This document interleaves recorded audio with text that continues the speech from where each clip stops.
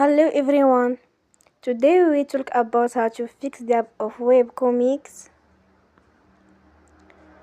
We will go to settings. Then we click on apps. After that you will search the app webcomics and you will click. Then you will on for stop. After that you will go to storage. Then we click on clear cache.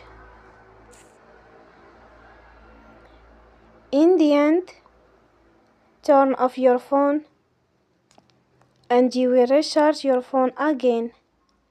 Don't forget to support us by like and subscribe. See you next time and thank you for watching.